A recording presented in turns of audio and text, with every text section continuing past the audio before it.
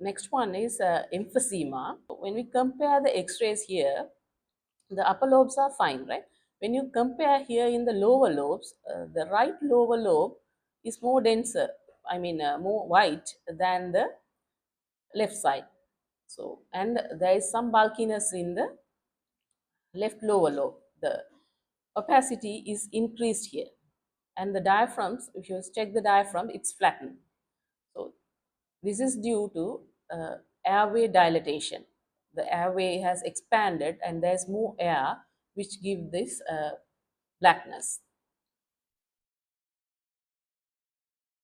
Other one is interstitial lung disease. So in interstitial lung disease, usually the UIP or NSIP involve the lower lung with reticular-like shadows, and there will be some bronchiectasis.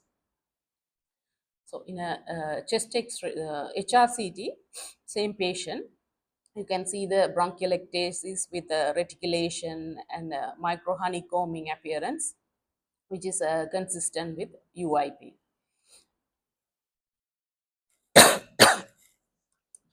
Third one, other one is the nodules.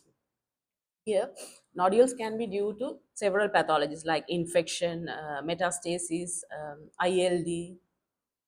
Here, the nodule, it's important to describe how the nodule distributed. If you see here, there are multiple small nodules, which is showing a craniocaudal increase in density.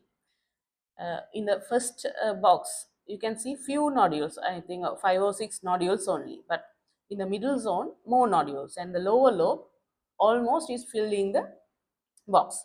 That means the density of the nodule has increased from upper to lower lobe.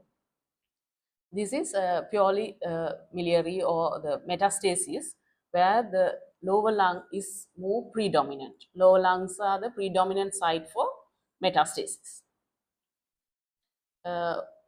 We can do a CT for this to assess where the nodules are placed. What is the type of a nodule? Is it a ground glass nodule? Is it a solid nodule? What type of nodule can be further assessed with HRCT? Next one is the fissures. Fissures, we have two fissures in right side, horizontal and oblique. And in the left side, we have only one fissure, that is oblique fissure, divide the lung into upper and lower lobe. Usually in a lateral X-ray, you can't see a horizontal fissure. Only the oblique fissures are seen. That is also very vaguely like a thin hairline-like area. That is also incompletely seen, not completely, due to the cardiac contour. But in a PA X-ray, you can see the horizontal line. Oblique fissures are not seen in PA X-rays. So this is how the right lung divides, the oblique fissure dividing the lower lobe into upper and lower lobes, and the horizontal fissure further dividing the upper lobe into upper and middle lobe. Left lung, there is no horizontal fissure. The oblique fissure divides into lower and upper lobes. So horizontal fissure, in only 20 to 40% of the population, we can see it on a PA X-ray. And if there is any pleural effusion or any distortion around the middle lobe, we can see the horizontal fissure. This is the normal position of the horizontal fissure in a PA X-ray. So in addition to these fissures, we have accessory fissures as well. There are a lot of accessory fissures, but important one is the azygous fissure. This is usually in the right side along the upper lobe. So it's give a tadpole appearance. You can see that dot-like hyperdense area with the linear pencil-like area giving the tadpole appearance. This is due to the fissure, azygous fissure, So we can call this lobe, this small segment of upper lobe, as azygous lobe. This is a purely a normal variant, not a pathology. Next thing for the assessment is the pleura, right? Usually pleura not seen in chest X-ray. It will adhere with the lung parenchyma, not seen clearly. So this is just an arbitrary line. Uh, this is where the along the diaphragm we call it as diaphragmatic pleura, mediastinum we are calling mediastinal pleura, and the lateral pleura. So pleura extend through the costophrenic angle as well. So it will give a sharp angle, and if there is a fluid or mass, it will be obscured. In costophrenic angles in lateral chest X-ray, there are anterior and posterior costophrenic angles. You can nicely see the left and right costophrenic angle posteriorly. Anteriorly, you can't see a left costophrenic angle, as it was obscured by the cardiac contour as well as the stomach bubble. So what's happening here is patient with after a fall from height came with SOB. So if you just see, if I didn't show this image, if you in a way, if you see the first image, we can easily miss that pneumothorax, right? So it is a small pleural line where the visceral pleura, you can see the visceral pleura separately from the chest wall, and the lucency over the left upper lobe is increased. So this is secondary to the pneumothorax. In addition to the pneumothorax, pleural abnormality can be due to pleural thickening, especially mesothelioma or pleural metastasis. Pleural thickening or mesothelioma usually give a D-shaped appearance. That means obtuse angle with the uh, diaphragm or the chest wall. It will give as a lobulated D-shaped appearances. So this can be due to mesothelioma. We can't come to a diagnosis with that, with this chest X-ray, but we can proceed with the CT and clinical correlation to evaluate further. Here you can see some geography like hyperdense areas, plaque-like areas in bilateral lungs. These are the pleural plaques after the this patient has a worked for in a asbestos factory for a long time, came with SOB. So this is asbestosis related lung disease, where you can see the geographic like plaque areas. We are calling it as holy leaf appearances. These are the holy leaves in Christmas. In European countries, they are using these holy leaves. So this is the holy leaf appearance. Other pleural abnormality is the common one, pleural effusion. So in this image, you couldn't see the entire left lower lung. It is more hyperdense, and there is a meniscus sign, well demarcated meniscus side appearance where fluid accumulate.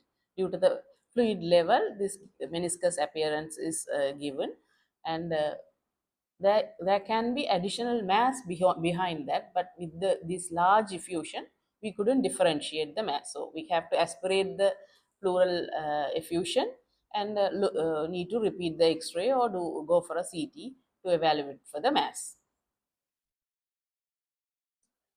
This is again pleural line is distorted, where you can see a mass-like area with the lung collapse. Hilum is slightly elevated, and there is a S side, reverse S-like sign, golden S.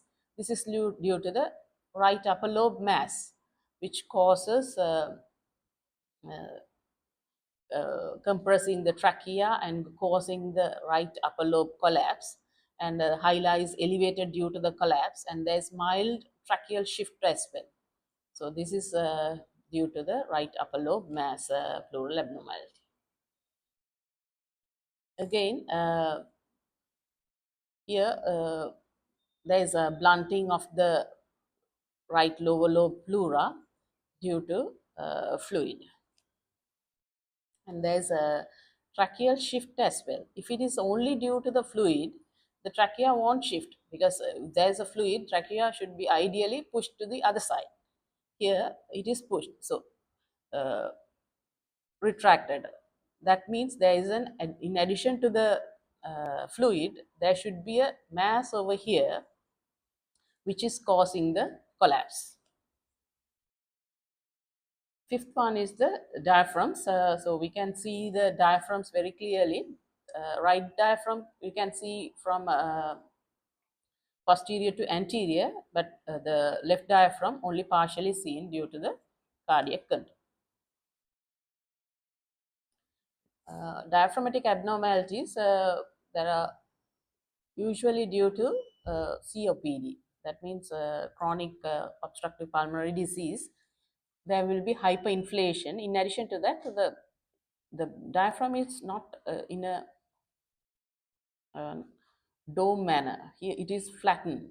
Both sides it's blunted and flattened. That is due to the severe COPD changes. This patient came with a acute severe abdominal pain, non-alcoholic. So chest X-ray taken, and you can see under the both diaphragms, you can see free air is there, and the bowel loops are clearly seen. This is called Wriggler's sign, where in a pneumoperitoneum you can see the both side of the bowel loops clearly, and the free air is there. There is suspected perforation. This is due to a peptic ulcer perforation, which lead to free gas under the diaphragm. And usually we can't see both side of the diaphragm, only upper side is seen. So if we see the both sides, we have to be careful.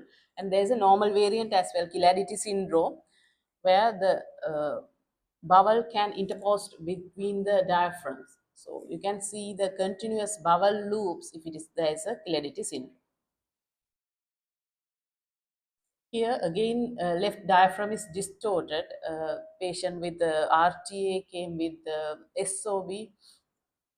Uh, the diaphragm, you can see the diaphragm.